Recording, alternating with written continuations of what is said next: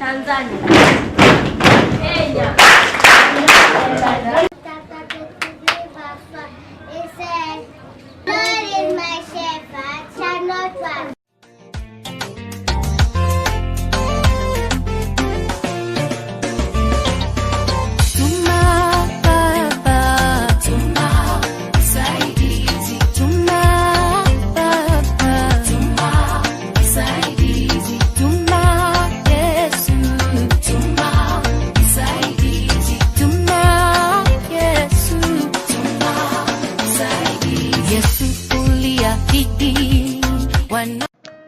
When we come together, great things happen.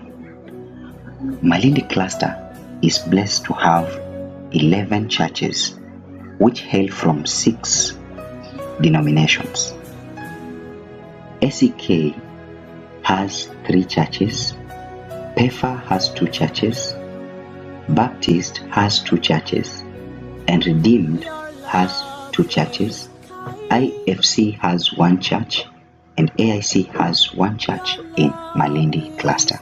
The bus caravan aimed at bringing all the churches together with the bishops, patrons, and all the stakeholders to see the real picture of what is happening in different churches and formulate ways of improving the lives of the beneficiaries together with their caregivers, and also to strengthen the church partners.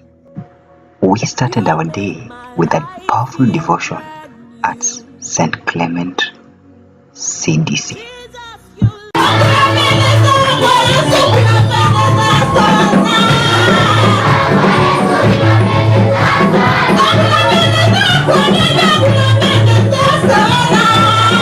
We then had a presentation from the project choir, which performed very well.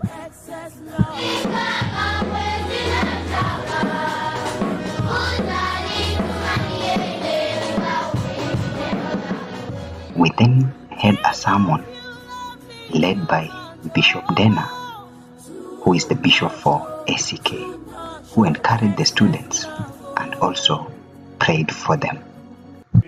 Sasa naona mnaelewa tena, kwa naona mnafuata mahubiri vizuri sana, na mchungaji alikuwa akiongea juu ya basi hamalizi, hii ndio mnamaliza. Sasa inaonekana mnajua basi za Biblia pia. Kwa hivyo nawapongeza sana, naomba Mungu awabariki kwamba neno hili ambalo tunahubiriwa siku ya leo endelee kukaa ndani yenu mkaweze kufanikiwa katika maisha. Amen. Amen. Mimi naitwa Lawrence Dela. After the service, we were shown around the compound and saw various projects that the church had managed to come up with. Among them was the computer lab, fully equipped, a tailoring workshop, fully equipped, and a CSP block and a school block, which the church had acquired through networking. When the patrons and bishops saw this, they resolved that they will network and work together to ensure that each of the church partners will have the same facilities. After having a great learning experience at St. Clement, the caravan team moved to Mtangani CDC, where we assessed curriculum implementation at the church. On arrival, we had some moments with the children and then proceeded into their classroom to see how they learn. The bus caravan saw children learning under trees and some in the churches, which also called for an urgent help to have the classes constructed. The children were actively participating in their classes. Psalm chapter 23 verse 1. It says, The Lord is my shepherd. my shepherd. My shepherd. Yes? Psalms. Psalm chapter 23 verse 1. It says, The Lord is my shepherd. I shall not want. After going through the classes, we then had a discussion with the bishop. Listen to how the discussion went. That same group says a youth is from 3 and another one is the 6, for example. As much as the curriculum says we have to group that way according to ages, but you as a teacher or the PG, you have that group and you have Form 3s and 6 in the same group. Are you not allowed to put the ones who are like in secondary separate from these who are in primary for the purpose of their understanding and their motivation? Because if you put the Form 3 with standard 6, he or she will be demotivated, will not have any interest because anaona anapoteza wakati.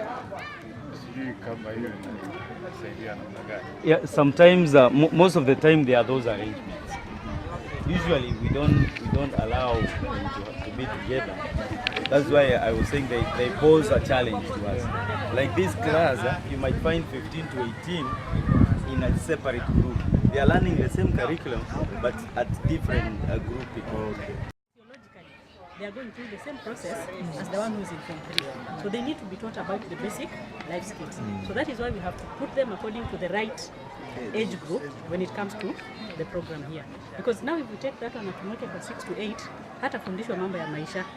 Yeah, so it's a bit of a challenge, but we try to address it. After Mtangani, the caravan team traveled to Kasorina CDC.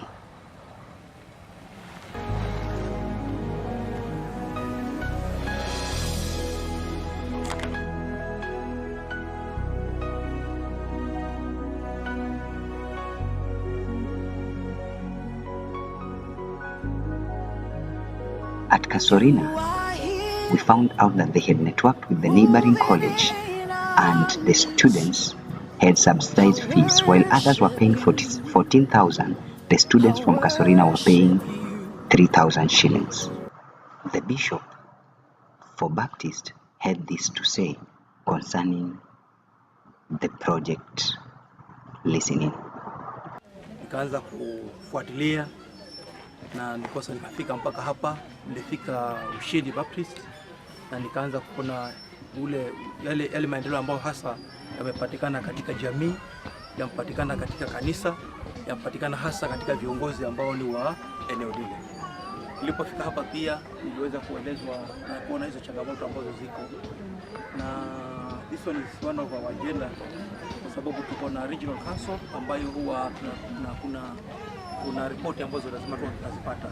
So nikafikiria kwamba ili kutia nguvu hapa mahali nikichukua hii kuwa agenda tuizungumzie, tutawezaje hii community itawezaje kunufaika kulingana na mradi ambao uko hapa, because kama kanisa tuko na nafasi kubwa ya kuweza kushughulikia, na kama kanisa ndio ambao tunaweza kusababisha mradi ukafanya vizuri zaidi kuliko watu wa nje. So wao wamekuwa wakistruggle kwa sababu sisi hatujaingia ndani, but from this time wakati tuko na regional council kama bishop wa Baptist yuko Pwani itaweza kuieleza vizuri so that tuone hii tunaweza kusaidiaje mahali ili kuonekana kuna picha kwamba kumeingia mradi umeingia lakini haujaonekana sana. So nataka niwashukuru kwa sababu mmefika pamoja nasi katika hasa moja kati ya makanisa yetu ya Baptist, na washukuru na wakaribisha. Nashukuru pia wanaosimamia mradi huu hapa bila ambao wamejitolea mbali na zile changamoto ambazo ziko, wamejaribu kung'ang'ana kuhakikisha kwamba hii hali inaendelea, lakini tunaendelea kuombea kwamba tutaendelea kufanikiwa with the time, na imani ya kwamba kutabadilika kwa sababu tutakuwa tumeingia ndani na macho yetu, maombi yetu yatakuwa kiangazia nini kinachoendelea mahali hapa, na tutashikana mkono kuweza kuendelea. Kwa hiyo nasema karibuni sana. After Kasorina, the bus caravan tour made its way to Pefa Ndabaso CDC. to check on skills implementation of the church.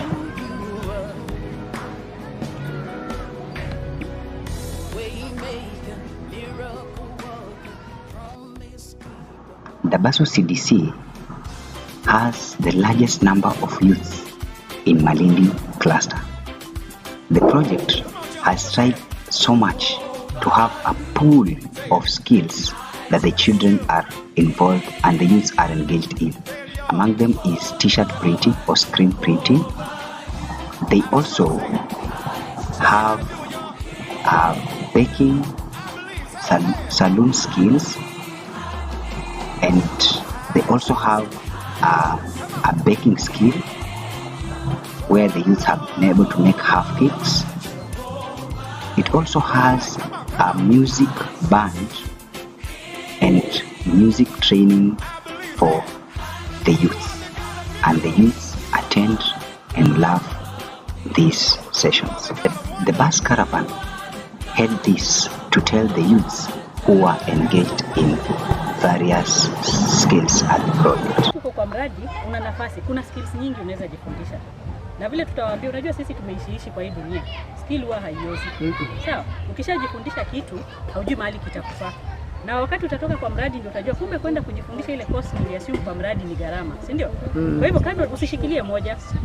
Jipange wewe utoke na zaidi ya skill 3 ama 4 kwa mradi. Sure. Wakati utakuwa mtu mzima unaweza songa nywele, unaweza fanya screen printing, unaweza cheza keyboard kwa sababu nafasi unaweza fanya carpentry. So zile skills zote ziko kwa mradi na zile ambazo utaweza jifundishe, usidharau. Sawa sawa? Sababu hata ukikuwa daktari na unaweza ukanyoa nywele vizuri. Sio ndio tunaita hustle, side hustle, si ndio? Side hustle. Kwa hivyo pata skill zote ambazo unaweza. Cast your bread in many waters. Kwa sababu hujui gani ambayo itapita. Sawa sawa? We then had a roundtable meeting where several issues were discussed.